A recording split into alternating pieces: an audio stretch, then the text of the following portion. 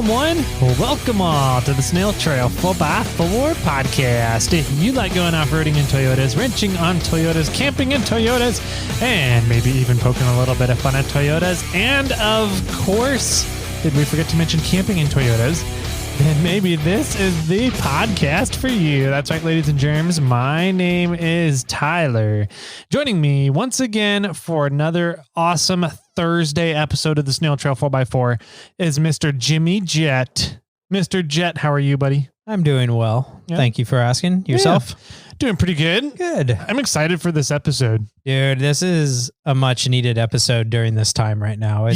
There's so much going on, and it's going to bring some good clarity, I think. I hope so too. I want to talk I don't even know if I want to talk a little bit about it. It went on for a while. We already recorded with him. We're sitting down to do the intro afterwards here. There's some really big key points and key takeaways with this episode. It's not going to be our normal Thursday episode because we thought that there was a little bit of timeliness here and we wanted to get this one out and done. So we're skipping kind of what we've been up to, and we're getting a very paramount interview in here for today. So there's a lot of stuff going on around the country right now in terms of outdoor recreation and vehicular recreation. And so we tracked down an individual who's more than happy to come on and help school us on vehicular recreation and access. Absolutely. Before we jump into this episode, though, we should say that our normal Thursday content will probably come out next Thursday. Yep. We also have the Devos light giveaway. We don't have the numbers in from Patreon yet, so that will happen on next Thursday as well. And this month is open signups for the next gift box, which is Jim's month's gift box, which happens a month before Jim's month. But I get to claim 2 months, apparently, which I'm even more happy about. Yes, which means Tyler needs to get me now 8 presents next year. And I will probably have one of your presents for Tyler's month. I was going to say, technically, today's my birthday. When this episode is released. Yes. Yeah. Yep. And I might have, since we're doing so many recordings, getting ready for us being gone at Cruise Moab. We're recording on Thursday also, and I might have your gift in by then. Oh, okay. I got you one gift, something similar, kind of a similar theme or a similar plan as which you did for Jim's month this year. So I got you one big gift. That's exciting. So if it shows up soon enough on Thursday, I might have it in time. Is it pants? No. Oh. I really need some pants. We talked about this earlier. Yeah, I did not get. That's something the lady in your life should cover for you. You don't want to measure my jock size? No. Okay. All right, but whatever. I just, in regards to pants. Oh, here we go. I've been trying to get new work pants for a long time, and I finally I wore a nice pair of pants to the shop and got them dirty on semi-purpose. And I can say this because the assistant doesn't listen to this podcast. Because my old work pants, like the crotch had a hole in it. That was not a hole. That was a door, Jimmy. It was. My above the pocket, one of my rear pockets had a huge hole on it. It was a holy pair of pants. Understatement. Right. And so I wore a nice pair of pants to the shop and I did accidentally get power steering fluid on them, but now they're stained. So now I have a new pair of work pants. What does everybody else out there use for shop garage clothing? Is there something out there that cleans really well? Because we haven't found it yet. No, we just destroy clothing. That's what we do. But all right. So anyways. I think all of our necessity items, our housekeeping items have gone over. I do want to say that a lot of things were discussed in this episode and we took notes. And some of the key items that we have discussed are in the show notes. So if you want to help and support in any way, check out the show notes and you can go from there. I like it. So without further ado, we have Ben in the virtual studio today from Blue Ribbon Coalition. So we've been wanting to get Ben on the podcast here, the show, for a while to talk about some stuff that Blue Ribbon Coalition is doing and that they're involved with. And one episode that we really wanted to do with Ben, essentially Wheeling Wine and Whiskey did a fantastic episode with him. We aired it over on our channel, episode 335. I would highly suggest, before listening to this episode, go back, listen to that one if you haven't already listened to it before, you don't know who Ben is.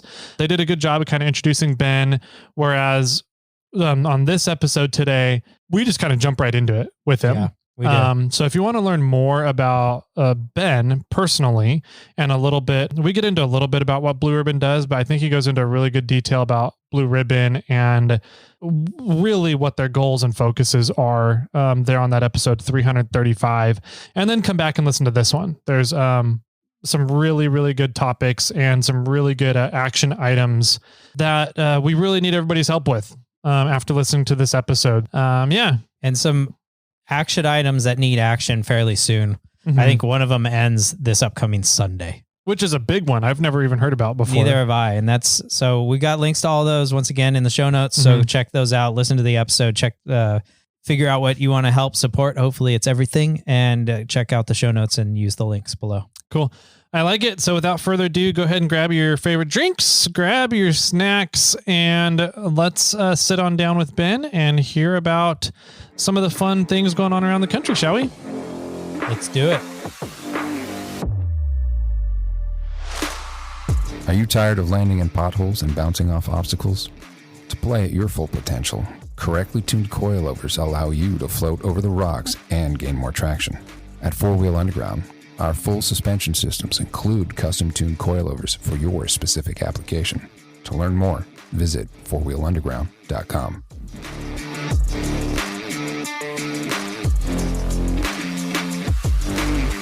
Oh, welcome back, ladies and gentle ladies, to today's campfire discussion. We have yet another fun, literally a discussion that everybody, I think, should be having around the campfires.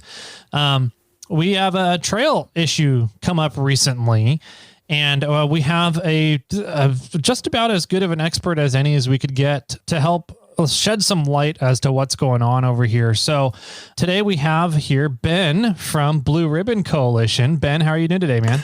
I'm doing good. How are you? We're doing pretty well. You know, I've definitely got a little fired up. I tend to get a little fired up whenever trail advocacy issues come up. And so this one was kind of brought to us and originally made attention to us from our listeners. And the listeners are like, hey, did you guys hear what's going on? Did you see this? What's happening over here? And we had to do a little bit of research, and we're just kind of blown away as to the proposed terms of what's going on. So we're talking, of course, about Sand Mountain over near Hurricane St. George, Sand Hollow area in southern Utah. There's a reservoir trying to get going, but they're trying to do a land swap and all this other stuff. And I know that things are changing very rapidly because we're in the very early stages of this. And that's why I wanted to get you on the podcast here to talk about what's happening. Where did all this start at? What was the genesis of it? Why is it happening? And is it a good thing, bad thing? Should off-roaders be concerned? If we should be, what are some things that we should be looking to do? Yeah. And take action for it. So what is this whole scenario over right now? Yeah. So over by Sand Mountain and Sand Hollow in St. George, you have an area that's kind of this little valley. It's called either Long Valley, Warner Valley. You hear it thrown around, but it's this little valley where you can get off on a road there, and it kind of runs along the western base of Sand Mountain. And there are quite a few trails there. I drove by there the other weekend. We're in spring weather now in St. George area. And there were probably dozens, if not hundreds, of RVs camped out in there. This is a place where there's free, open, dispersed camping. And they're all base camping there to get into the trail system at Sand Hollow and Sand Mountain. Washington County has for years been exploring the possibility of building a reservoir out here. They have the Sand Hollow Reservoir, and then north of that, they have Quail Creek Reservoir. And so St. George is a very quickly growing community. They want to make sure they have enough water sources there to make sure they can sustain all the people. And so the plan for the reservoir has been around for a while. I think most folks in the off-road community that have been involved in this issue recognize that that reservoir, to the extent they get all the approvals and everything built, there's a lot of public will to get that done. And so I predict that in some way, shape, or form, there will be a reservoir in the bottom of that valley at some point. This proposal is what kind of raised the alarm to everybody that the devil is really in the details there. Mm-hmm. The reservoir will cause there to be a loss of a few trails in this area and certainly some of the dispersed campsites. What alarmed us was when we got some of the original plans that they've put in part of what we call the scoping period, where they're really just feeling out the communities in the area, the users, the stakeholders, to see what are the issues that are going to come up with a proposal like this. And everyone had gone in with some assumptions of what a map was going to look like in this area, where the reservoir would be.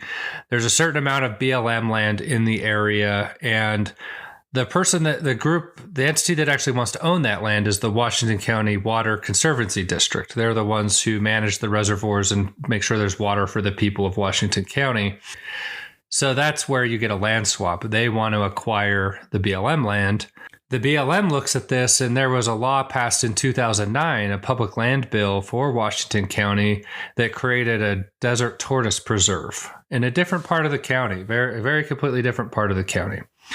And within the tortoise preserve, you also had all these private property owners that had end holdings in the tortoise preserve. And once your private property gets put into a tortoise preserve, you can't build on it, you can't do anything. So you're sitting on land that you could probably go sell right now at $1.2 million an acre in Washington County, and it's essentially worthless because the tortoise people won't let you build anything there or develop it. And that law required the federal government to make these property owners whole at whatever the current market value is. And so that's where you're getting this incentive to do a trade of some kind. And so it became this complicated land trade of, we'll give some land to the Washington County Water Conservancy District. We'll take it from the BLM. The BLM will get to acquire this land over here in the Desert Tortoise Preserve. And so that's like the basic lay of the land of what's happening here. What caused a lot of people to get alarmed is you have entities that are private end holders that are they're not going to get nothing out of this. They're not going to give up their valuable tortoise land. Mm-hmm. And so what do they want? And early on, nobody was being very clear on how the property owners were getting made whole, what was going to happen there. So you started getting the rumors going around that they're going to want to develop some portion of this into houses, and that's problematic because, one, you'll lose your trails. Two, you'll get a lot of people moving in. And if you turn into something like Moab, where you have people living directly adjacent to an off-road park, you get complaints about noise and dust and tourism and crowded. And so you really don't want houses going in next to your off-road park for all those reasons. You never know who will move in, and then they'll act like they're more important than the visitors. And in a case like this, I think they're wrong. I think Sand Hollow brings so much economic value into Washington County that I think it is the one use of public land in Washington County that rivals or probably beats high-end real estate development. Wow. In the you long think it's term. That much of an economy? Yeah, I absolutely do. With the events that come into Sand Hollow, it'd be harder to make that claim in some of the more backcountry areas of the state. I still think those are incredibly valuable recreation areas, and they need to be managed that way. But Sand Hollow they get the visitation levels of our biggest national parks, and you get these big events that come in. You have because it's managed by the state, you get a looser regulatory environment. I mean, it's the state park is, and then the BLM had this designated as an open OHV area.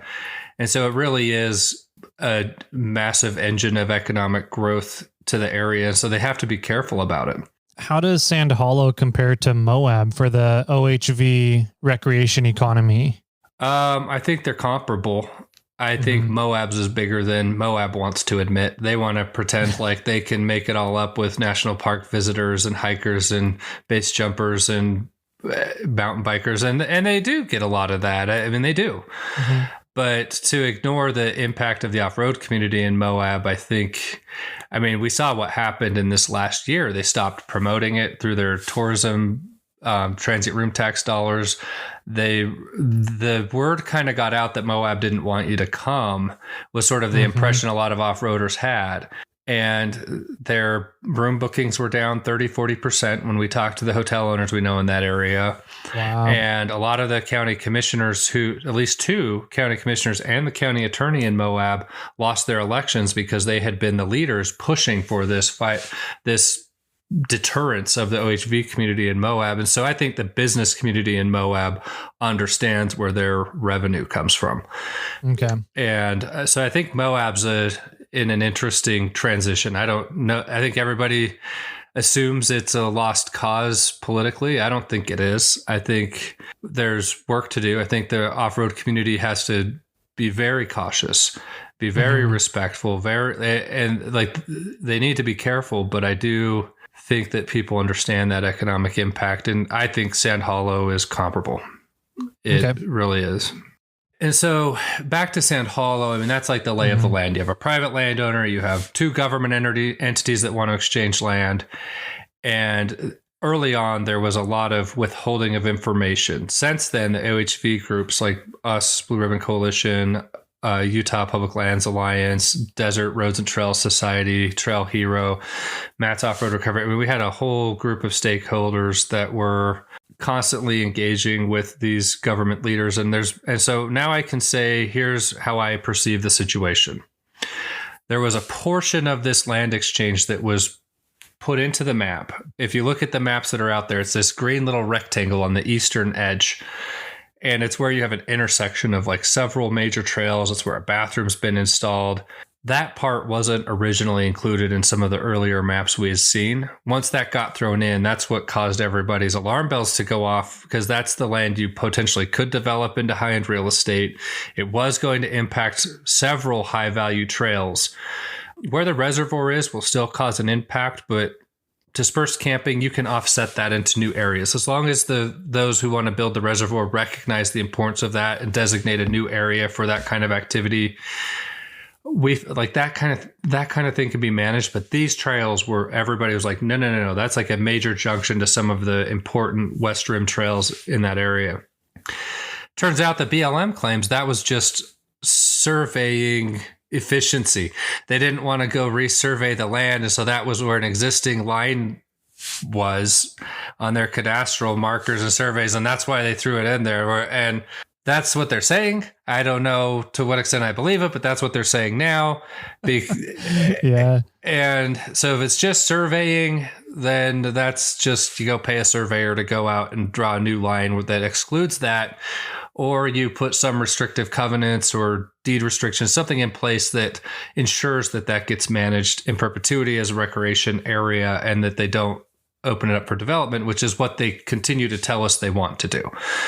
And so I think the risk of them developing houses in the core area of where all the recreation's happening in this trade has gone from medium to high, because we just didn't know what was going on, to it's pretty low right now. I don't think they'll build houses there. That being said, we're still going to get a change in management. Okay. We still don't know what that'll look like. We haven't seen the legal mechanism by which they'll ensure that this area gets left open. And I do think they'll build houses. There's a ridge, like a rock formation, a big geological formation that kind of separates this valley from the other side of what is Washington City. I think they'll build houses on the Washington City side of this ridge. They're already there. They're already, and I don't think anyone would care. There's not a lot of trails there. It's right next to one of the main connector highways. It's not the same high value recreation destination that the other side of the ridge is. And so I don't want to say there won't be houses built because of this exchange and what's going on. There probably will. They'll probably just be built in an area where most of us, it won't matter. And so that's where we are now. As OHV groups, we're trying to encourage them to put the right legal mechanisms in place, that the portions of this that do have high value recreation interest are continued to be managed that way. But that's where my perception of this process gets a little wishy-washy. And so let me explain why. There exists an act, it's called the Recreation and Public Purposes Act. This act allows a government entity to acquire, not to trade, but to acquire BLM land as long as it's used for recreation purposes. They can acquire, interesting. Like a city can acquire 6,400 acres a year. A county can acquire 6,400 acres a year. And within a state, the state total for acquisitions is 26,000 acres a year. So Utah and its political subdivisions could be acquiring up to 26,000 acres a year of BLM land for recreation reasons. Once you acquire land through this act, it's kind of initially done through a lease so that the entity can prove it's going to do what it says it's going to do. Once it's proven that, then they transfer title and they take ownership of it. And there's a reversion clause. If they ever stop managing it for the reasons they stated, then it reverts back to ownership to the BLM. So there's already built-in legal teeth in the Recreation and Public Purposes Act, and it is actually how we've gotten a lot of our reservoirs in Utah is through acquisition of BLM land and then turning them into reservoirs. So that would have been the simpler way to do this. Is that it wouldn't have completely eliminated the problems, but they seemed insistent that this also solved their problem of needing to make whole these landowners out of the Desert Tortoise Preserve. And that's why this became a complicated land trade. And what we understand now is that the owners of those private inholdings are going to be paid cash money to buy out their inholdings. Gotcha. Rather than future property in the land swap. That's the claim. I have yet to see that really clarified in writing. I don't know how much money they're getting paid. I live in Washington County, so that means my taxes are probably going to have to go pay to buy out a private landowner who, like, that should be the federal government's bill to pay. I didn't put their land, Washington County didn't put their land in a tortoise preserve. Congress did that. That was a taking by the federal government. The taxpayers of the United of America should pay to make these property owners whole, not the taxpayers of Washington County. That's a good point. So I like, just on a general broader level of what's good government, how should the American government system work? I think this is terrible government. I think if you're going to put people's properties into tortoise preserves, you better pay up. You better be able to pay that bill. And that was done in 2009. And the American taxpayers keep pulling out their empty pockets saying, we don't know where that money's going to come from. And now they've got some deal where they think they've got the county. What they're telling Washington County taxpayers is, you guys are getting a good deal out of this. You're getting land that you can turn into a reservoir, and that's worth your taxes. And I think they've complicated that equation. I don't believe it. And the other thing I don't love about the idea of this being a trade is, if you've seen the numbers, we're getting 89 acres of tortoise land out of this. We're giving up over 1,000 acres of high value recreation land to get 89 acres of tortoise land. That's so crazy. And so how that valuation is working doesn't make sense to me, because on the other side of the state, we have the Bears Ears National Monument. And the Bears Ears National Monument also has private property inholdings and hundreds of thousands of acres of state inholdings from our trust lands, which are supposed to fund our school system. They're telling our state trust lands, those lands are worthless because they're only there for conservation reasons. I mean, we've been told for years that Bears Ears is some of the most precious stuff on earth.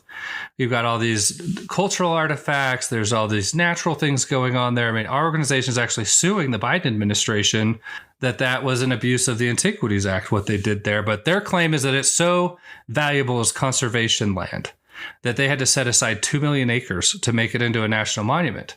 Wow. But then when SITLA comes to the table, our institutional trust lands, and says, okay, well, our trust lands are now landlocked inside this monument. They're like, yeah, well, that's just conservation land. It's essentially worthless. Jeez. But when we're doing this trade in Washington County, conservation land's 10 times more valuable than even this land could be prime real estate land. It is selling for $1.2 million an acre. If we didn't want it to be an OHV park or a reservoir, you could turn it into housing lots at 1.2 million an acre. Wow. So for them to tell us that the conservation land is 10 times more valuable than everything else over in Washington County, where land sells at a premium, but in the monument it's worthless, I think Sitla's getting ripped off. I think this is setting a terrible precedent for us to assume that the conservation use of a land is this inherently valuable.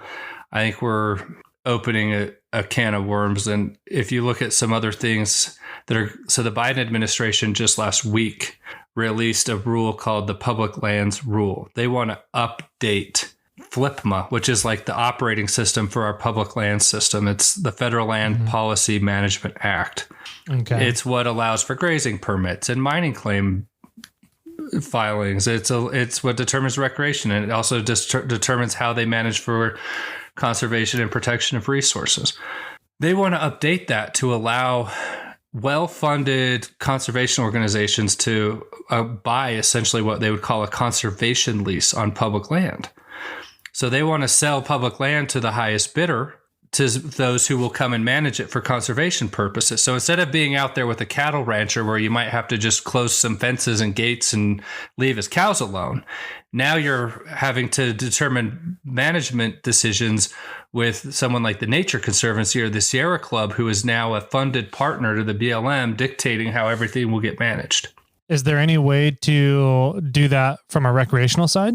I think that if the courts uphold what the BLM just is announcing they're starting to do. I mean, we're starting the public comment on that process just now for 90 days. Okay.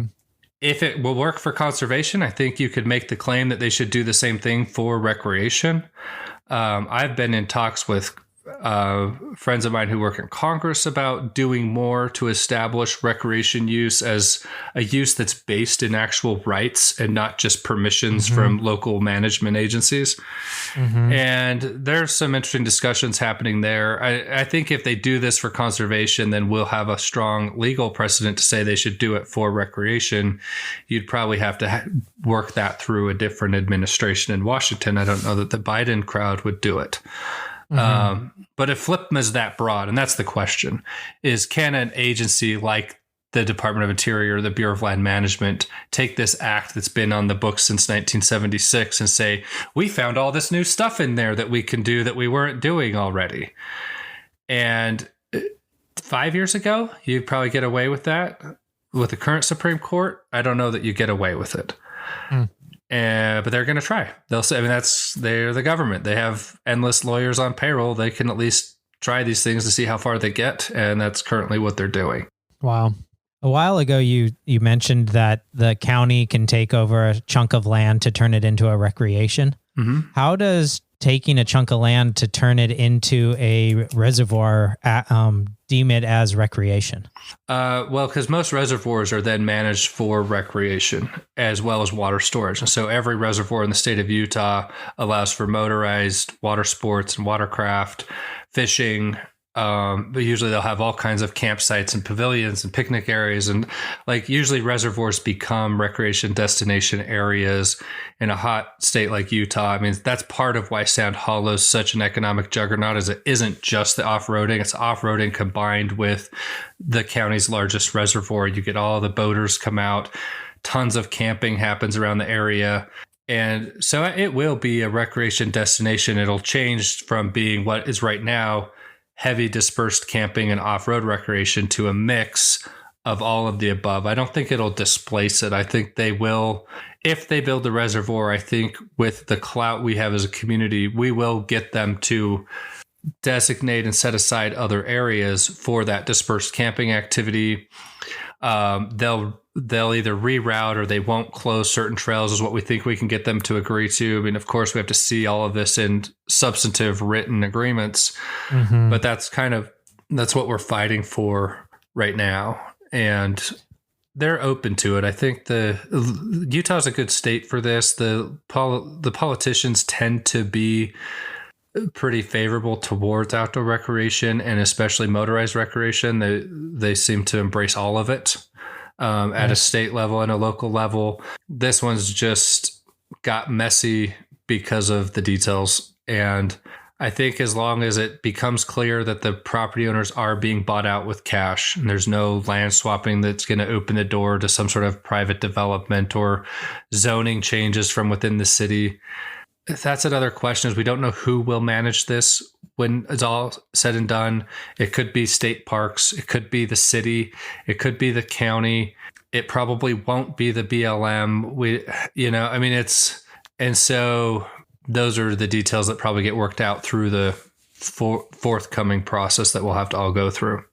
Will it make an appreciable difference as to who the land managing agency ends up being, or is for the most part, the land managing agencies in Utah all pretty pro OHV recreation? It will make a difference. Let me just put it that way. Mm-hmm.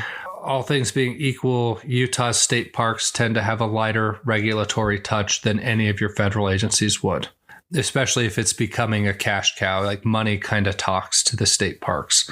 Okay. The BLM in this area tends to be a good BLM office so far. The BLM is a national creature with local appendages. Sometimes your local office is great to work with. Sometimes a field manager moves on or gets promoted or has things change all the time in these offices. The people that are in the decision-making positions are climbing a career ladder. That involves them moving around to different offices all the time. And so whatever your really good situation at the BLM might be today, that could turn into a nightmare tomorrow, depending on changes in political administrations. Whoever's winning, like Moab used to be great, and then they lost every seat of their local government for a period of time, and then it turned into a nightmare. And so because these bureaucratic decision makers tend to be downstream of the rest of the political system, if the rest of the political system shifts, I have less confidence in the ability of the off-road community to influence the national BLM than I do in their ability to influence the county commission of Washington County. Gotcha. Obviously, you always have the potential to influence the government seats, whoever's there. Are there some strategies that local people can do in order to help influence? Say a seat turns over, somebody does move up the career ladder, and somebody else comes in and who's has no clue about the history of what's going on and no clue about the juggernaut of OHV recreation in the area. How do you best influence those people to ensure that OHV continues? Yeah, I think the best things that are happening now is you do end up with folks that aren't climbing the ladder. They're kind of your recreation managers, your range conservation specialists. These are just career BLM people. They don't want to be the decision makers. They just want a good, stable government job and something they're passionate about. And those tend to be the folks that go build relationships with local OHV clubs and go out and help them build the trailhead kiosks and the trail maintenance and the picking up the garbage and all those things that a lot of the OHV groups do. And those people tend to be a lot more stable. So if you have a strong relationship with and that's why we celebrate this kind of organic culture of Jeep clubs and OHV clubs and things that go out and build those relationships. That creates stability. I think in the local area here, the local elected people tend to be pretty sympathetic to it because the economic value is so strong. That can always change, but right now it feels pretty stable. In addition to that, there is a public comment period open right now until April 19th on this Sand Mountain thing. And so we have a link on our website. If you go to sharetrails.org, we have a section called updates. That's where all of our action alerts on. We have a form that if you fill out the form on our website, it goes straight to the BLM. We preload it with content you can use. I always recommend that people customize that, but it at least gives you some of the ideas of things we're concerned about. And so so it's an educational opportunity for us. But ultimately, the BLM values the most comments that are substantive and unique to yourself. And so an example here is I'm currently in litigation with the BLM in Utah in another area. It's called the San Rafael Desert. It wasn't a litigation we started. It was started by the wilderness groups, and it's been ongoing since at least 2008. And we've just been going back and forth and back and forth. And the most recent iteration of this, we filed an appeal of an administrative decision that came out this last year where they closed 120 miles of trails through a settlement with the wilderness groups, which we're opposed to. And I wrote my appeal and I basically said, look, these trails are valuable to the OHV community. We want to go use them. I included some of them in a guidebook we just released called the Lost Trails Guidebook. And the whole purpose of that book was the reason they closed 120 miles of trails was they said they're not using these enough. It wasn't that we were going off trail. It wasn't that we were trashing the place. It's that people just aren't using them enough. There's plants growing back in the trail now. And if they were to go use it now, they'd be killing these plants. And just a dumb argument. Like you just can't win because they just shift the goalposts every time you turn around. And so I'm like, well, we are using them. We put them in a guidebook. We went and inventoried the trail. It's a valuable trail. It goes to a cool place. People want to use it. And they said, well, you can't prove that people are using it. And I can. If we really want to like go to court and have me call up as witnesses all of my members that are using this trail now, I can find them. I have who they are because they've made comments on our comment form. I can go see who's done it. I've taken survey. And so the most helpful thing you can do in your comment is actually just kind of testify that you actually use this area. You use this trail. You've used it. You have plans to go back. You want to use it again. You want to take your kids there. Like having that on the record is, if I had more of that, it would make our legal argument stronger, especially if it was coming from our BRC members using our form. I need that in every legal case I fight. And so if you're not adding in your personal experience of how you're using these trails, you're robbing the cause of something that's really important and you might not realize it. That kind of leads into a question that I was going to ask a little later in the episode, but now's a great time to interject it. Is there are a lot of written, the litigations or open comments going on right now for a bunch of different things around the country. Can you generically break down what somebody should write? Not verbatim, but maybe main topics. You just kind of hit on a few of those. Can you, what are they looking for or what do you want heard? How does somebody go about writing a good comment? Yeah. So generally, if all you do is talk about your use of the area, that's probably 90% of what the average user brings to the table, that you do go to this area. You do use it. You identify the trails you want to use, the campsites that you camp in, any of your use, you document it and just say, this is what I do there and I want to keep doing it. If you go back on a regular basis, if this is something you do every year or every couple months, let them know this is an ongoing thing and not a one-time thing. You have plans to go back. If you're there, a lot of times people like to pigeonhole off-roaders that we're just out there to go crawl around on rocks and tear things up. We're every kind of user. I go out to camp. I go stand on the edge of cliffs and take pictures. I'm a photographer. I go out to spend time with my family. I like to take my dog out to go out and enjoy the outdoors too.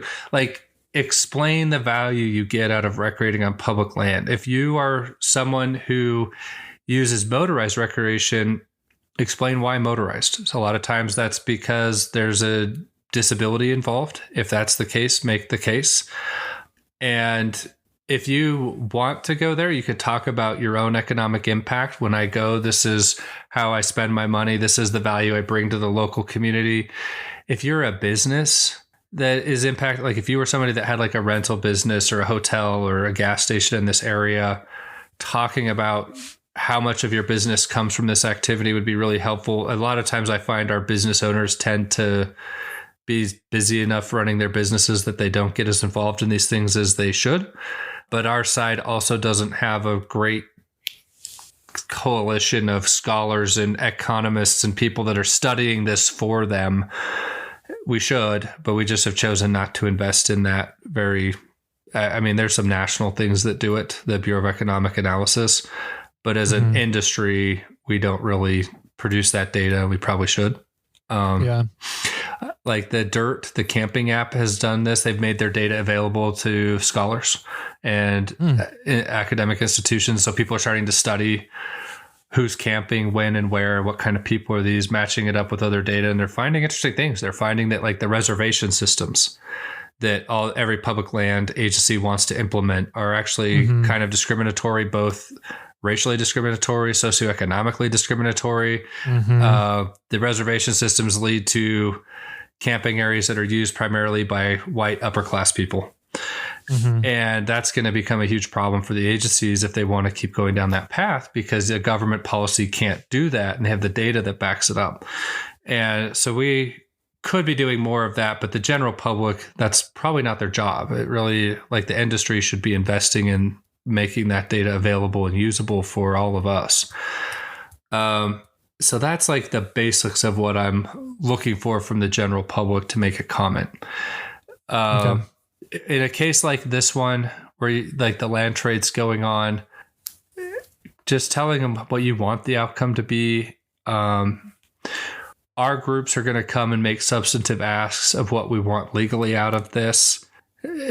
Sometimes the public can take cues from that and back us up. And so they see that we're kind of coming with a large group of people asking for this and not just a few little manipulators of the system. What are, if you guys are going to be coming forward and trying to make legal claims to how we all want this to play out and kind of representing the off-road groups and doing this, what are some of those things that you're going to be looking to try and make sure happens? Yeah, so that would be like a deed restriction or something that makes permanent the recreation access of, especially those trails on the east end where there was so much clouds of uncertainty of what was going to happen there. We want that codified into code somewhere that says these will be managed as recreation amenities. We aren't going to close access to these trails. To the extent the reservoir maybe cuts off access to one of them down here, this is how we'll reroute it.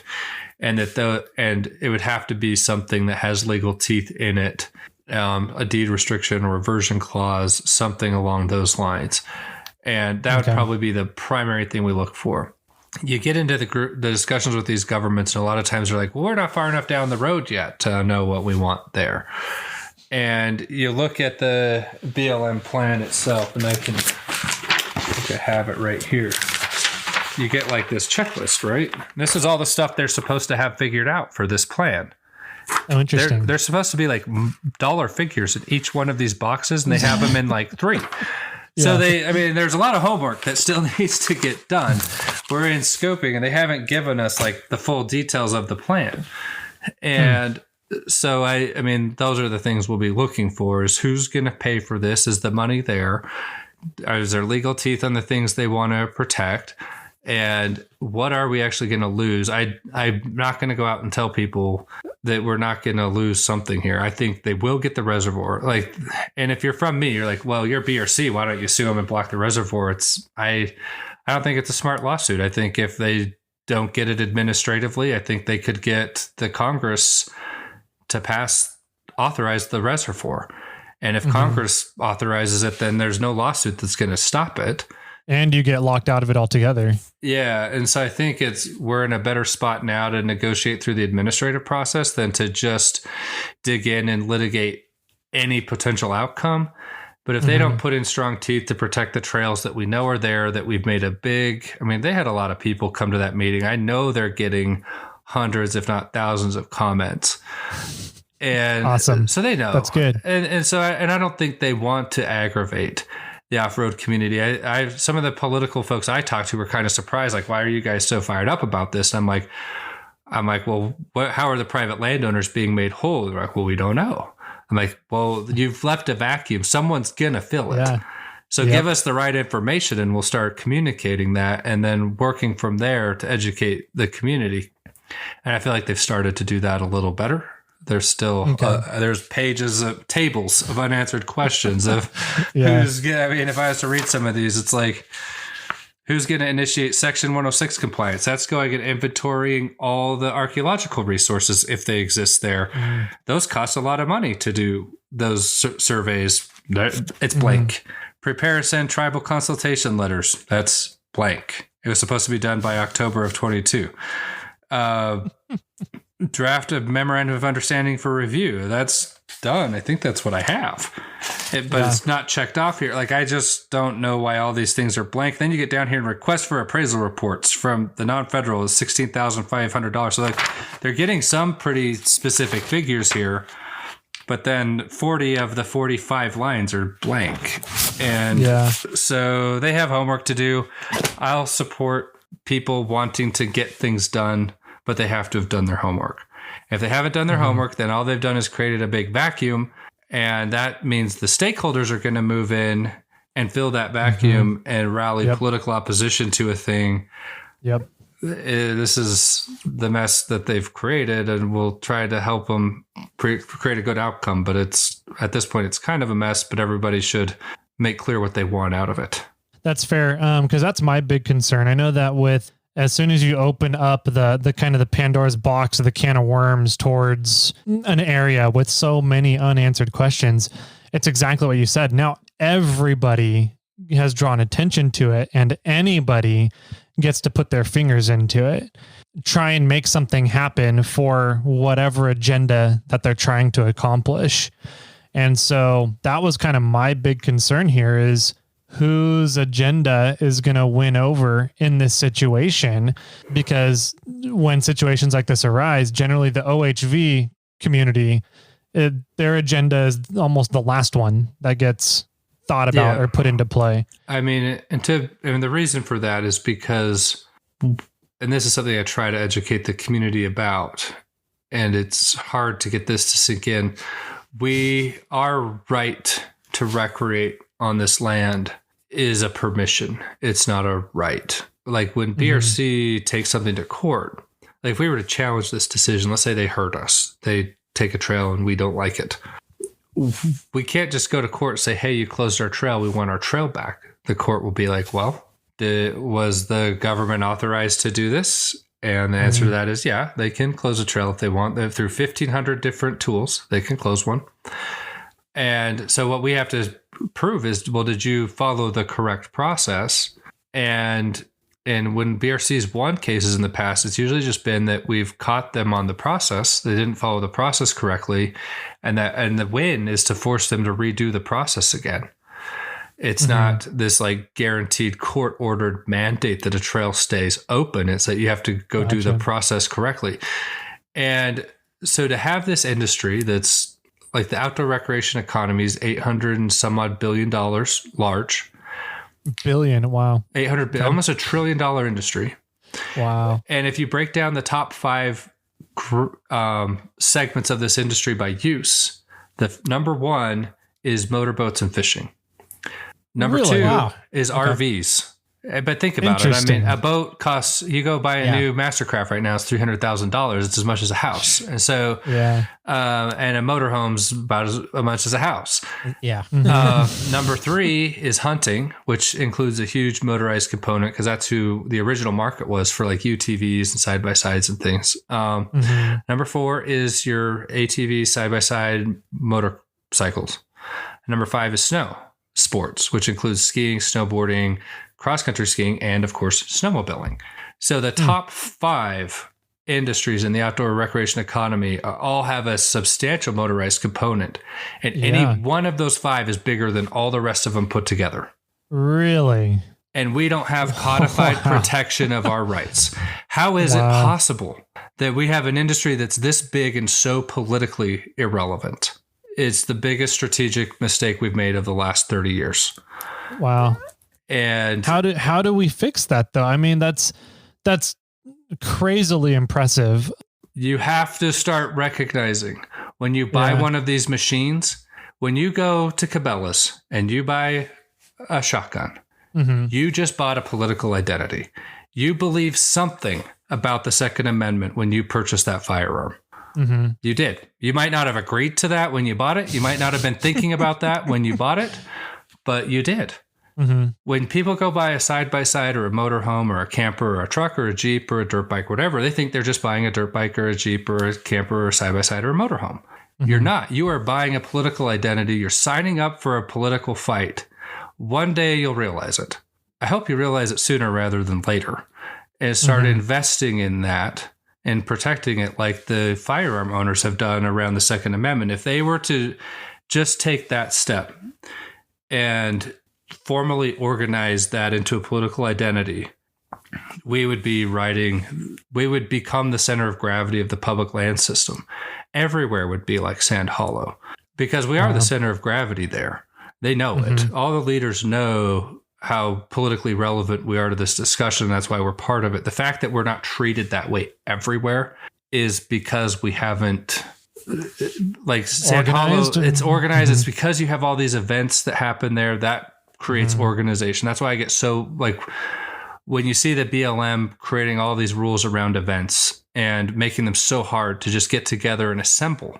Your right to assembly as people, as Americans, and to speak and to teach each other things and to communicate together about shared common interests, to manage that you only get access to that on public land because you've went and got permission from the BLM to exercise what are really kind of like fundamental, basic constitutional rights. Like one day we'll wake up to all of this because they're starting to take it away, and you have to push back. And so I think the events have a big role to play in it. The industry is really hesitant to get involved. If you go talk to the owners of these big manufacturing companies and the companies that manufacture all of the toys and the vehicles and the machines you go buy, they don't want to touch the political side of this.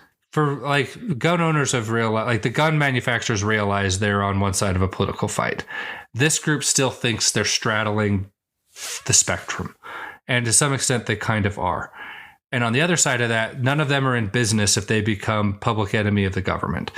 Polaris's biggest customer is the Department of Defense. And so that contract could get killed tomorrow by some senator that decides to kill it. And so they're not going to go pick fights with the political system. It's not in their business interest. It usually isn't. Usually it's not in your business interest to get involved in a political fight. So it is what it is. But the users it has to be grassroots. It has to come from the users. And this is what's hard, is you go buy a $30,000 side-by-side because you're wanting to get away from politics. You're wanting to get away from culture wars. You're wanting to get away from church. You're wanting to get away from your job.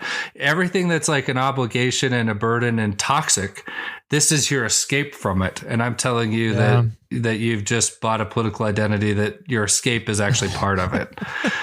Yeah. So I get why people naturally don't want to politicize their outdoor recreation and their vacations and their escape. I wish there wasn't well-funded, politically organized groups trying to take it away from you, but there are.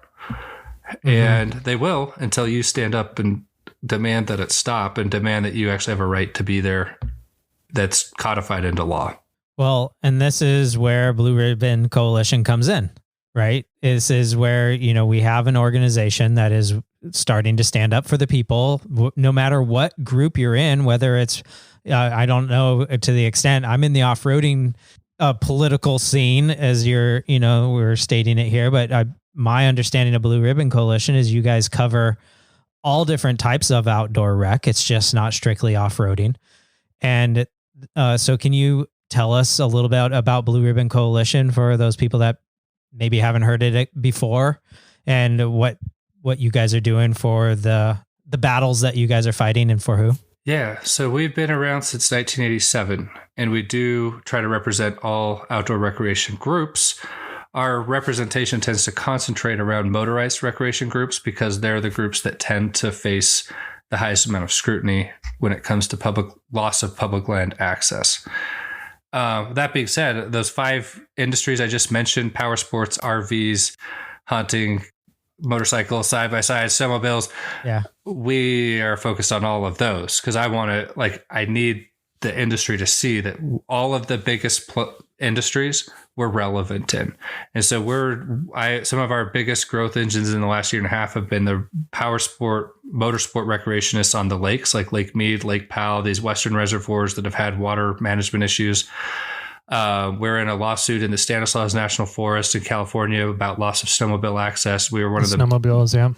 We were one of the biggest organizations fighting to keep snowmobiles access on Yellowstone National Park. So we fought for the over snow vehicle industry hard in our years of existence.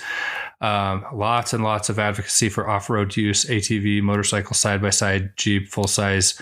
One of the biggest threats I see out there right now is they're closing down all the dispersed camping, the free, primitive, open dispersed camping. If you're somebody who's getting really excited about overlanding and upgrading your rig so that you can go out and camp off the grid somewhere, that use is getting shut down as we speak. Everywhere I look, I've tried to mobilize that community to get involved in this, and they just seem to have a bucket over their head and they don't want to hear it. But and the other thing our community tends to do is just like point fingers at each other and say, oh, well, it's because people are leaving human waste all over and garbage and all this stuff. And I'm like, maybe that's happening in some places. I've inventoried thousands and thousands of miles of trails myself and campsites for these fights, these legal fights. I go do it to get on the ground research for my witness declarations and things I write. It is not as big a problem as everybody says it is, but we buy into it, and the narrative divides us. And so what I consider to be the dispersed camping or vehicle-based dispersed camping, if that's a use you enjoy and that you're getting into this for, you are in the crosshairs big time. Like the Jeeps and the side-by-sides have been in the crosshairs so long, they know that. Like nobody's surprised when you go tell a Jeep or, hey, look, we got to fight to keep trails open. They're like, oh yeah, the trails, we got it. Like they kind of know what you're talking about. If you go, I've been up with like the van life people, the overlanders, you go to tell them about this and they're like, what are you talking about? I didn't do anything wrong. And a lot of them don't. A lot of them, it's like a badge of honor to leave no trace and go camp somewhere and you don't even know they were there. Mm-hmm. That's the group that's getting punished the most. To the extent, like Moab right now is doing a camping plan. They're wanting to take that whole area of Labyrinth Rim and Gemini Bridges, which is some of the best off-roading, beautiful campsites on the edge of cliffs overlooking the river. And they want to take what is currently, you can go kind of camp whatever you want, just don't be an idiot. There's now going to be 350 sites. And if you're not on one of these sites, you get a citation. And the way they're choosing the sites is, do they already have a fire ring? Have they been hardened? Have people already been cutting down the branches and the trees in the area? So if you're somebody who went and left no trace, your experience is now closed. But if you're the person who went and trashed the place and left evidence of your camping experience behind, those are now the new campsites. Wow. And so the incentives are super perverse. That crowd's not speaking up for what it wants. They're going to require you, just like everybody's going to be required to have their dogs on a leash in the back country, which is just nuts to me. This is an area where a kid got drug out of a tent by a bear in the middle of the night. And they're telling you have to have your dog on a leash. Like this is like wild country. Like, anyway, it's...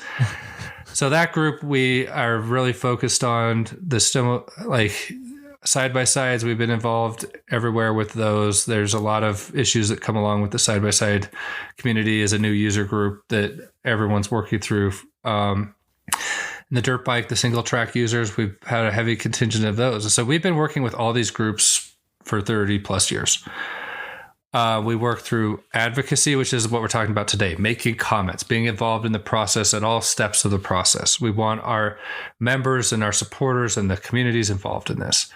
We fight through litigation. We've been in dozens of lawsuits fighting on the other side of mostly the wilderness and the environmental groups, challenging federal land agencies to keep these areas open to the public through lawsuits. And we've been successful at that. And we're currently in at least 5 major legal actions right now in Utah, California. We've done some appeals in Arizona, starting to see a lot of activity. We're helping a group in Idaho with some private landowner access issues that's blocking access to public land. And so we get involved in a range of things. Like that one's very local. We're challenging local ordinances in Moab. We think our national monument case is going to go to the Supreme Court.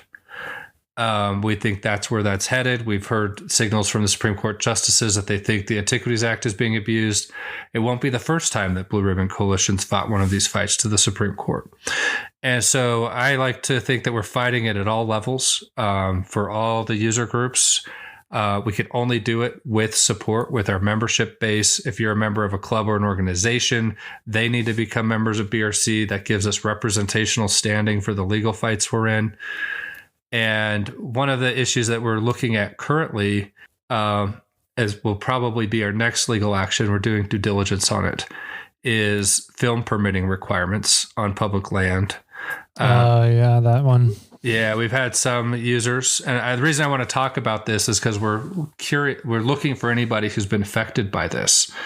We've had users have land management enforcement, law enforcement folks call them and say, you have to take down all your content. These are people who put a GoPro on their helmet. This isn't a film crew. This isn't a studio, but they put it on YouTube and they said, because you're putting your individually created content on a commercialized platform, that is commercial content. And so we now have regulatory authority over that. And some land management agencies are like cool about it. Like, whatever, we're not going to regulate 100 million Americans posting social media content. There are some agencies who are like, oh, we're absolutely going to do that.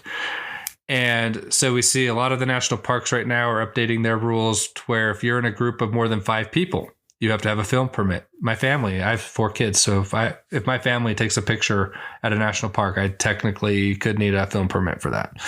Wow. And I don't know that they'd realistically enforce that, but I have people now that have been ordered to take down their content. And that's a First Amendment violation. It's been up in the air for the last 2 years because there was a guy back in Pennsylvania who challenged this in court who was making a documentary about Gettysburg. And his case went the right way early on in the court process, but then he lost on the Court of Appeals.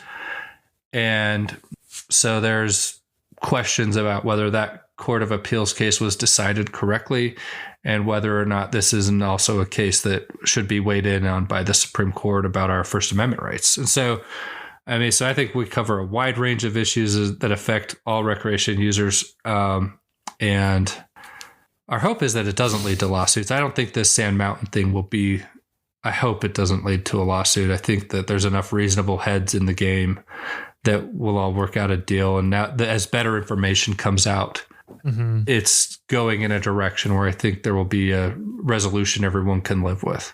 Nice. But we're always preparing as if that might be where it goes. Gotcha. Before we had started recording, you said that Sand Mountain is an issue going on right now, but you said that there were a couple other bigger, more important issues that you thought people should probably be aware of and know about what's going on. What are some of those issues going on around the country right now? Yeah. So if I had to pick one, there's a rule out there right now for public comment called the greenhouse gas rule. Normally, federal agencies haven't had to analyze the impact of greenhouse gases on a decision. The Obama administration tried to put this in place. They did it at the last minute. When Trump came in, his administration, his people tossed this out. The Biden administration has brought it back, basically said it's in effect now. And so Sand Mountain, the worst iteration of this could end up closing 5 or 6 really important off-road trails. There's still a huge chunk of Sand Hollow that will be open for off-road recreation. In its worst iteration, it's still only affecting 5 or 6 trails. These are important trails. They are trails that get used in events. These are trails the community wants to keep open. We're going to fight for those. It's still 5 or 6 trails. In these cases I'm in with the wilderness folks in the other areas in Utah, and what will likely be what unfolds in Moab is we're talking about hundreds of miles of trails. Still a big fight.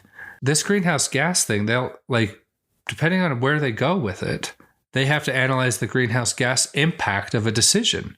And so if you're a public land manager and you're deciding whether to authorize a special use permit for an OHV event, or if you're deciding what trails to keep open and how much recreation is this going to bring into the area, what's the carbon emission impact of the people getting to this area, recreating in this area, getting home, they've never had to analyze that. And so if you use an internal combustion engine to recreate on public land, this could turn into a really heavy restriction where in order to do this, someone's going to have to find a way to mitigate or offset that. And we don't know how they'll implement this yet, but this is the kind of thing that it will affect everybody who uses a motor. And that to me is people who don't think it's them. Hikers, nobody hikes from their doorstep to the national park. I mean, maybe you get like a Forrest Gump every now and then that does it. And it's like, they're like this public spectacle of a person that's like backpacking across the country. Everybody else gets there in a car. Yeah. Even if they're not off-roading. So all for outdoor recreation involves some sort of burning of fossil fuels in either a combustion engine or whatever coal plant's firing up your Tesla. Like you're using it somehow. So the fact that a power sport industry that's basically built off of internal combustion engines isn't looking at this greenhouse gas emission rule with a lot more scrutiny surprises me. I mean, we're engaging on it. We're trying to educate our members, but if I was to compare the number of comments coming in on Sand Hollow versus the greenhouse gas rule, it's 10-1 at best. Wow. And the greenhouse gas rule will affect everybody, all your recreation in every area over time. If it goes into effect as they're envisioning it, it'll lead to a restriction or a cost. And I don't know how it'll play out, but if you're not paying attention to it, one day you'll just wake up and be surprised.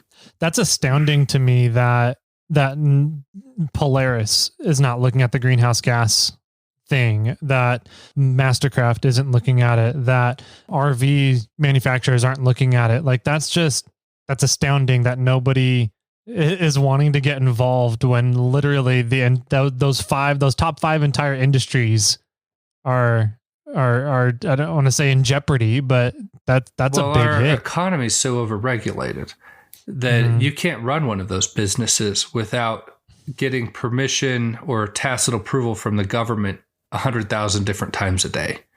And if you were to task me to just say, okay, Ben, go scrutinize industry X and find them violating some federal regulation or law.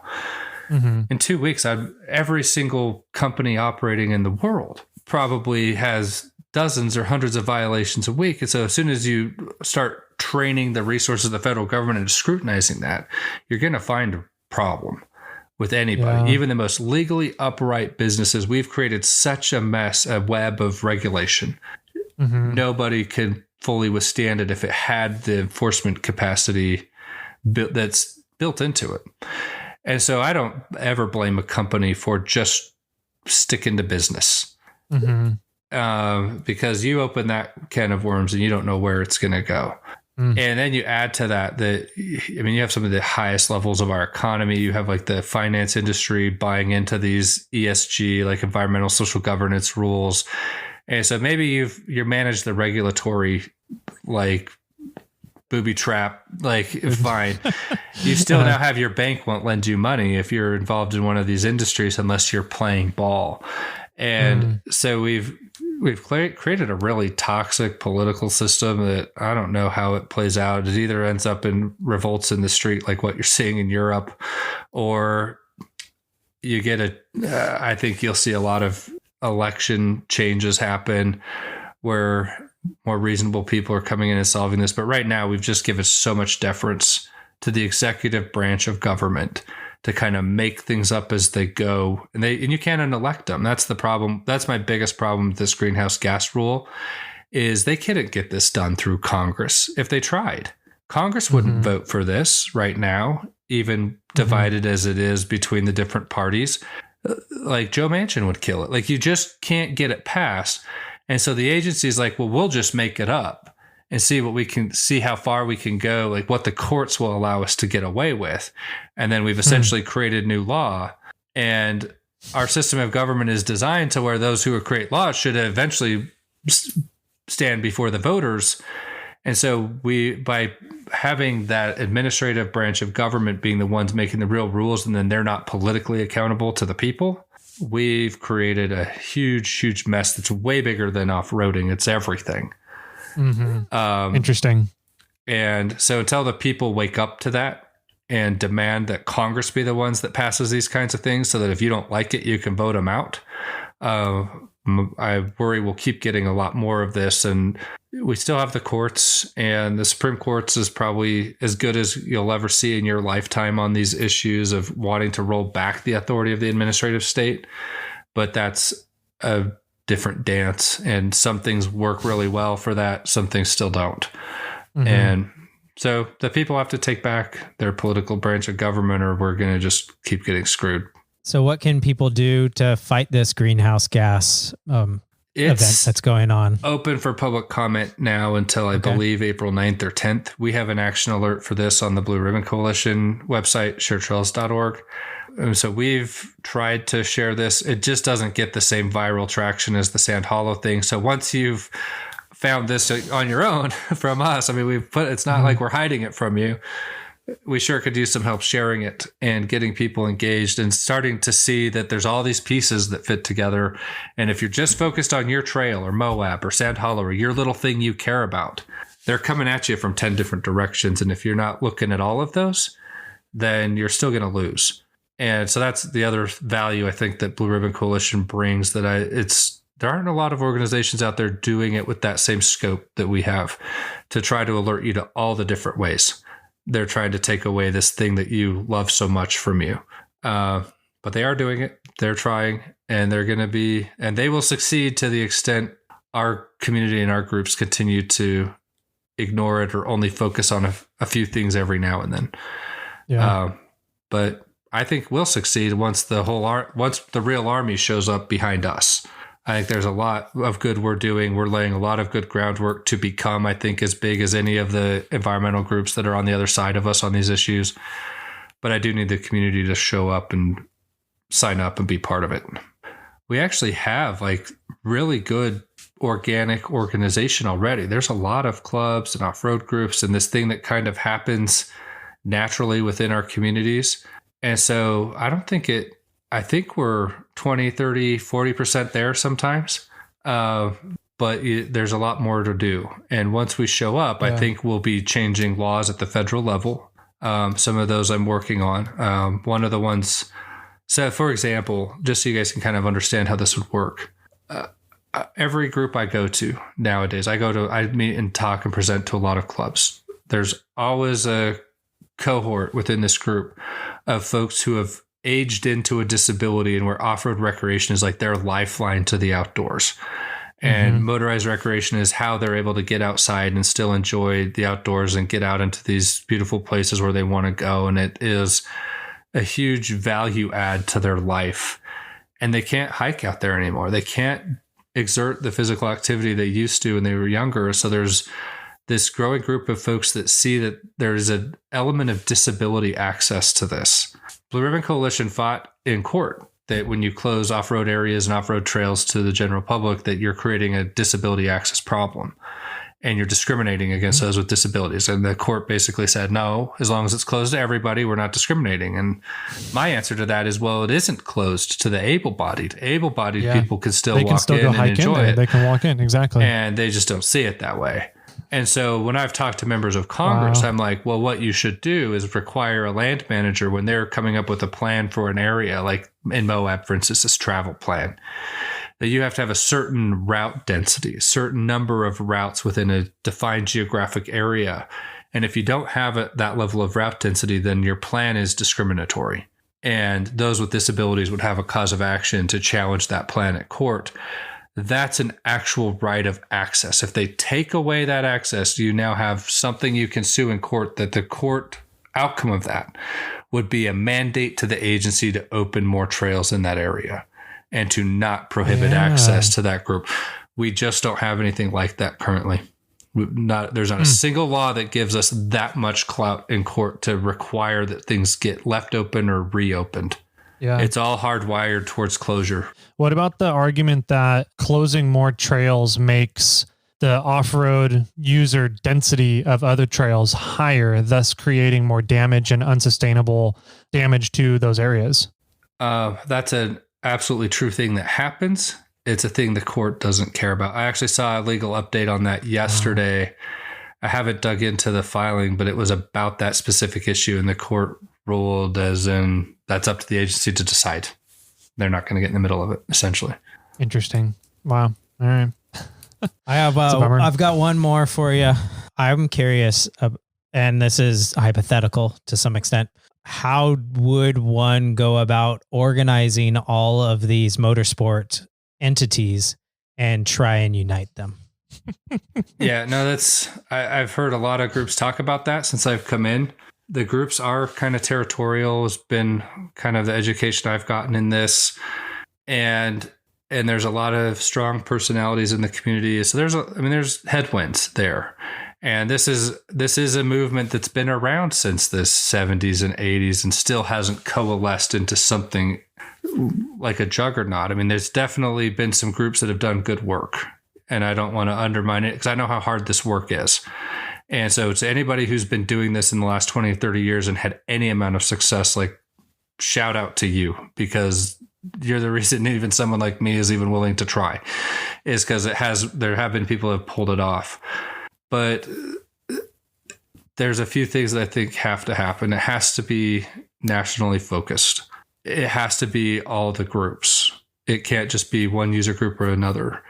And if you're a Jeeper, I know you might not like the side-by-side group. I get it. Every group has a purity culture. If you're a mountain biker and you don't like e-bikes, I get it. But as long as that's the mindset, the dominant mindset, it's never going to happen. Mm-hmm. Those divisions, actually, I think they intentionally those wedges get driven just because it fragments the group. And so I think that there's people actually intentionally doing that to our groups. So you've just got to let it go and unite around some of the common causes. I think what the other side has done well is they come up with legislation that's nationally mobilizing. At first, it feels like a long shot, but because it serves the common interest of everybody in the group, they've been very successful at getting a few big pieces of legislation passed that gives them a lot of legal teeth. And so I think you need national legislation that mobilizes the group. We tend to to the extent that this off-road community and the outdoor recreation community goes and lobbies nationally for things, it's usually just for money, for trails and grants and stuff, and just a seat at the trough. And that's fine. We need, all of this does need money to be maintained and managed. And the federal government for all the trillions of dollars it spends, its pockets always seem to be empty. And so I don't blame them for that. But no, you're not going to build a national movement around expanding the RTP budget. It's got to be fighting for the actual rights and then the value of. And then the other thing we got to get beyond is that this is about trails, or this is about areas, or this is about Jeeps or side-by-sides. It's not. It's about an experience that transcends all of those things. Why do we as people need this stuff? Is it really just dispensable? Is it really just someone's record? I mean, we run into this a lot with the lakes. Like, why should we care about water in a reservoir for water skiers? Good question, right? I mean, we need water to drink it. We need it to grow our food. There's a lot of other uses of water I can think of that isn't water skiing. And they actually have a really valid point. But I think we actually do need the water skiing. I think as people, we've gotten so addicted to technology, so addicted to modern comforts and modern amenities, and there's something missing in that whole modern equation. And that's why the outdoor recreation economy has exploded in a way that correlates with how connected we've also gotten to technology. And there's something there. It's mental health, it's physical health. In Canada, they've actually defined outdoor recreation as a health benefit that can be paid for. It can be prescribed and paid for through their national healthcare system. I heard about that recently, yeah. And if that's true, that this is a public health benefit at that level, you can't take it away from people. You have to make it available, and that's worth fighting for. To be a healthy society that has outlets for these things. And are there other important things too? Yeah. Like, should this be the only thing? No. I mean, and that's my answer to the water skiing thing is we do need water. That's why we need reservoirs. And while the reservoir is a reservoir, it can also be used for recreation, which creates a ton of economic value and benefit and a lot of mental and physical health benefit for the person using it. We actually can have it all if we'll manage it well. And right now, that question of how do we manage it well is so tilted to one side of this, what I consider to be like the wilderness crowd that wants to close off access. There are powerful political movements that really just don't want any people anywhere other in densely populated areas and a few urban centers. And that's a vision of the world some people have. I disagree fundamentally with it. I think we should be building a powerful political system that opposes that.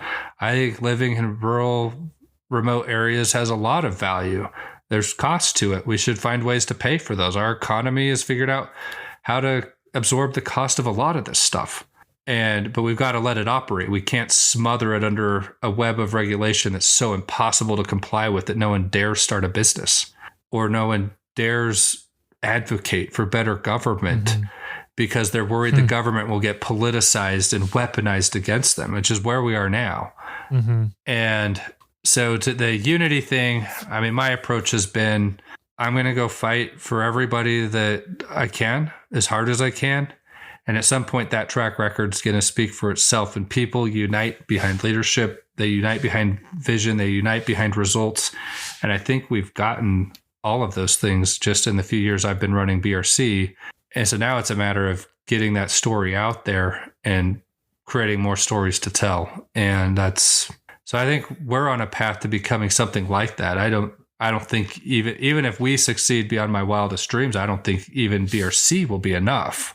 But I think we can help blaze the trail that gets a lot of us there, and other groups will come and compete and find ways of doing it their own way. And like the environmental movement that's gotten so strong, you had a few groups that became really big and nationally significant. It was like the Nature Conservancy, the Sierra Club, the Wilderness Society, Audubon Society, Natural Resource Defense Council, the Environmental Defense Fund. I mean, they're just and they're all just juggernauts. They're funded they'll never run out of money because they became social branding causes for billionaires. Our site has all the ingredients to become that. We just have to decide to one day. That's a lot. And it's some really, really good viewpoints and perspective. I think that needs to be brought to the table. You know, we're always harking about it here on the show, which I think is pretty cool that our listeners brought the whole issue of Sand Mountain to our attention. And so I hope that we can help unite and help share those stories, like you're saying, and help get people on the same page here. Because God, if we could make outdoor recreation a mental health staple for the country, that alone, I think, A, needs to happen anyways, but B, that would be so massive for everybody in this country. So that'd be huge. And if it's seen as that and not just as some sort of leisure activity for somebody with some extra time, but an essential part of your well-being and your health, then you start to feel more entitled to having a right to it. And that's the mindset I think people need to adopt. There's certainly enough outdoor recreation opportunity out there for everybody to go find whatever it is that gives them that benefit. Yeah. And that's one of the other big false narratives and myths, is that there is this, you get out, you guys have been out into, I don't care where you go, even a state as densely populated as California, you probably don't have to travel too far to get out to where you're the only person out there and you can find your own thing. And so people need to start seeing it that way, talking about it in those terms. I like it. I think that's a great way to kind of wrap up the theme of this episode. So, man, it's been great having you on, Ben, getting to chat with you. We're definitely looking forward to having you on in the future and seeing what other things BRC is up to, seeing, updates on these different issues going around the country that threaten outdoor recreation. You know, we're big fans and advocates here on the podcast, and I know a lot of our listeners are too. So if people wanted to go and learn more about Blue Ribbon Coalition and see kind of what you guys do, or hopefully go and get a membership at Blue Ribbon Coalition, where and how can they go about doing that? Yeah, so sharetrails.org is our website. We're also on all the social media channels. So Instagram, Facebook, TikTok. We're on Twitter and LinkedIn. We don't use them as much, but Facebook and Instagram is probably where we're the most active. But definitely go to sharetrails.org. That's where we have our action alerts, where you could comment on Sand Hollow. You could comment on this greenhouse gas thing. We always have probably 5 or 6 of these active at any given time. We have a map on our homepage that shows the issues we've engaged in by state, and since we started that, we've done 28 states, I believe, over 300 actions. So if the Sand Hollow thing is an action, we've done over 300 in a year and a half. So if you don't think we're working in your area, I can assure you we probably are, especially in the Western United States. That's where the public land is concentrated. And so that's where most of our work is. But we've done a lot of work, surprisingly, in some of the southern and eastern Appalachian areas. So I was going to say, what do you say to people that are on the East Coast that are like, well, we don't have public lands over here, so there's no point in me worrying about public lands? They don't have as many public lands. They have them, though. And what I've learned once you get back east is each state is its completely different animal. And some have better than others. National forest system really exists in most states. So you will find national forests back east. They tend to be a lot more regulated than our forests out west. But we've done camping and travel plans in Pennsylvania, Georgia, Alabama, West Virginia, Tennessee. We get a lot of snowmobile interest out of like Minnesota, Wisconsin. I mean, that's where all the big snowmobiling happens. It's very different than the West. They get out on trails and things. Where out in the West, you're doing the open country riding and deep snow up in the mountains. But we have a base of support there. So I think the water access issues are interesting. I mean, we got roped into it from the Lake Powell and the Lake Mead crowd, having to deal with really low reservoir levels out in the West. But a lot of the same rules applied. There's a lot of reservoirs and lakes that have been managed throughout the whole country. I mean, our whole country is this massive hydrologic management system in some ways. And so I'm always interested, like,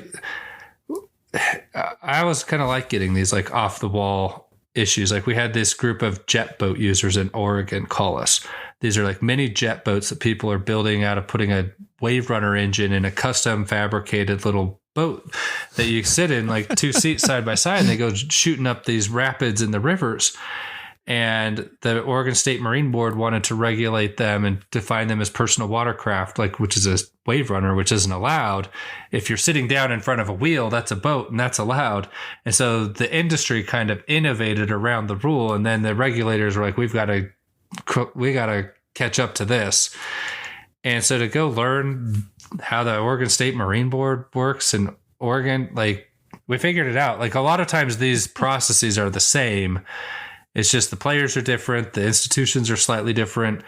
And so far there hasn't been an outdoor recreation issue where there's been a problem that has been brought to us where we haven't been able to at least dig into it, find out how to make ourselves relevant and fight for a better outcome. And so BLM and federal land stuff out west tends to get pretty systematized. Like it gets done a lot. But outdoor recreation's exploding everywhere. The same challenges come along with it everywhere you go. And it's just a different animal when you get into different parts of the country. Cool, man. Yeah, I got nothing else for this episode here. We've been going on for a little bit. But I definitely think we want to have you back on the show in the future here to, again, raise the awareness, keep the awareness going, help share some of those stories. So thanks so much for taking time out of your day. I know you've got your hand in a lot of different stuff going on with BRC and helping fight for all of us outdoor recreationalists out there. So from at least Jimmy and I, huge, massive thank you for what you're doing.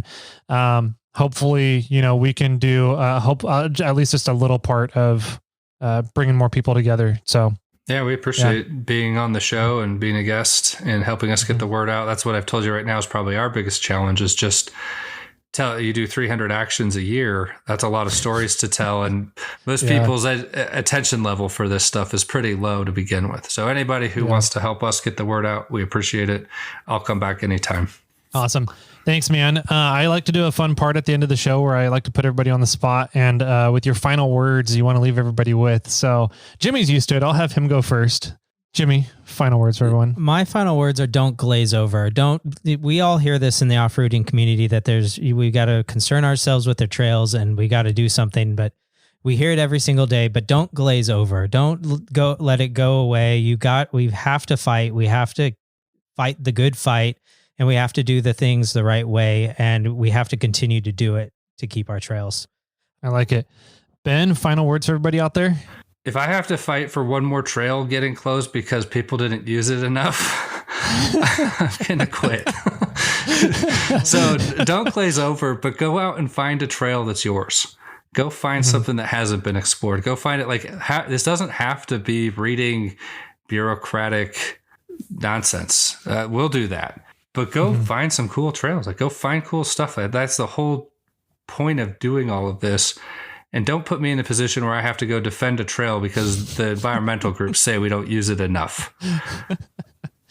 I'm not going to lose that one again. I love it. Awesome, man. I guess without anything else to be said, remember everybody out there, keep crawling.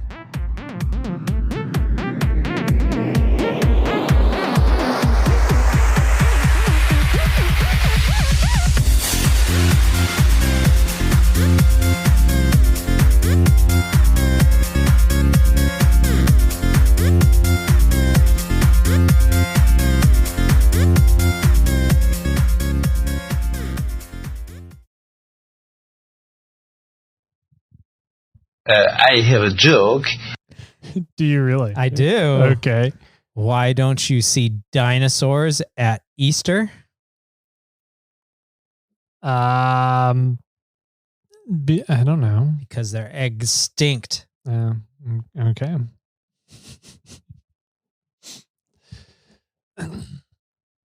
Their eggs stink? Their eggs stinked.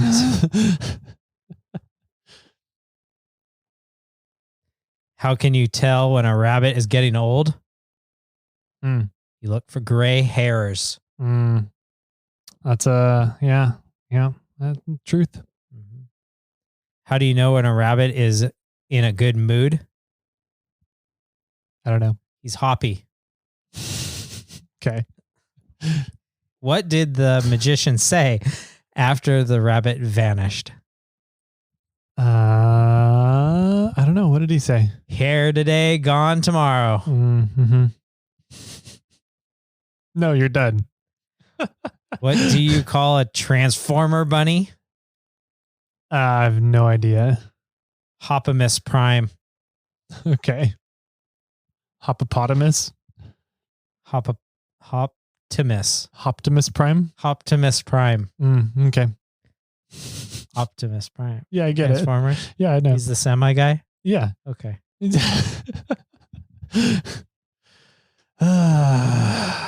Somebody save me.